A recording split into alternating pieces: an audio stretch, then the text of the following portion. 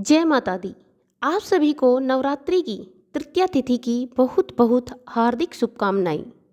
तृतीया तिथि माँ भगवती के चंद्रघंटा स्वरूप की पूजा की जाती है और माँ चंद्रघंटा को राक्षसों का वध करने वाली बताते हैं। तृतीया तिथि माँ चंद्रघंटा के लिए समर्पित है। उस दिन माँ चंद्रघंटा का ही पूजन किया जाता है। माँ चंद्रघंटा का स्वरूप परम शांतिदय और कल्याणकारी है।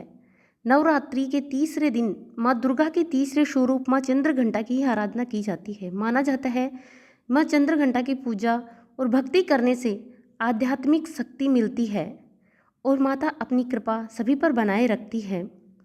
धर्मशास्त्रों के अनुसार माँ चंद्रघंटा ने राक्षसों के संहार के लिए अवतार लिया था। इसमें ब्रह्मा, विष्णु और महेश तीनों देवों की शक्तियाँ समाहित हैं। ये अपने हाथों में तलवार, त्रिशूल, धनुष व गदा धारण करती है। इनके माथे पर घंटे के आकार के अर्धचंद्र विराजमान हैं, इसलिए ये चंद्रघंटा कहलाती है। भक्तों के लिए माता स्वरूप सौम्य और शांत है। नवरात्रि के तीसरे दिन सर्वप्रथम जल्दी उठकर स्नान आदि करके पूजा स्थान पर गंगा जल छिड़कें। फिर माँ चंद्रघंटा का ध्यान करें, उनके समक्ष दीपक प्रज्वलित करें। आप माता रानी को अक्षत, सिंदूर व आदि चीज़ें भी अर्पित करें।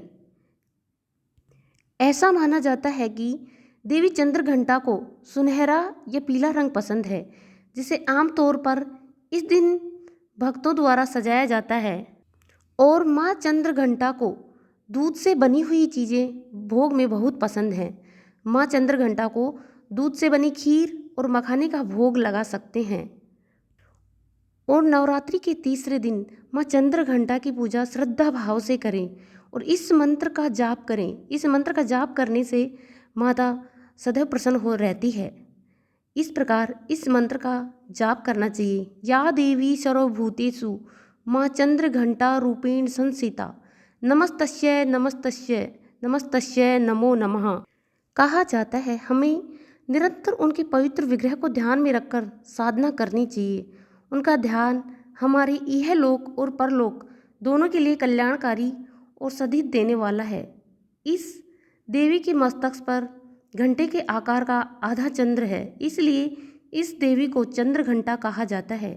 इनके शरीर का रंग सोने के समान बहुत चमकीला है। इस देवी के 10 हाथ हैं।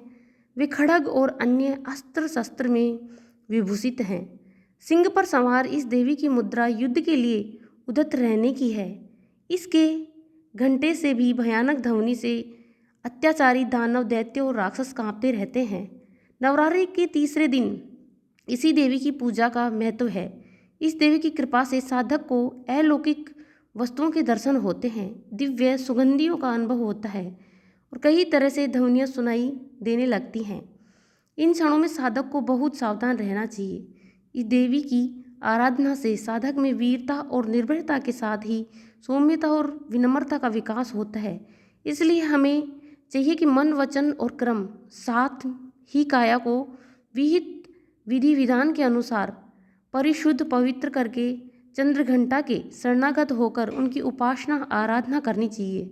इससे सारे कष्टों से मुक्त होकर सहज ही परम पद के अधिकारी बन जाते हैं। यह देवी कल्याणकारी है। कोई भी माता की कथा व्रत श्रद्धापूर्वक करता है, माता उन पर जल्दी प्रसन्न होकर उनका कल्याण करती है और अपनी कृपा दृष्टि हमेशा बनाए रखती है। जय माता दी। उम्मीद करती हूँ आपको मेरी कथा बहुत पसंद आई होगी। अगर कथा पसंद आई हो तो कथा को लाइक कीजिएगा और चैनल को सब्सक्राइब कर लें, ताकि आप हमारे चैनल पर सभी दुर्गा सप्तशती पाठ और कवच पाठ सुनना चाहते हैं तो सभी हमारे चैनल पर उपलब्ध हैं, सुन सकते हैं। बोलिए माता रानी की जय।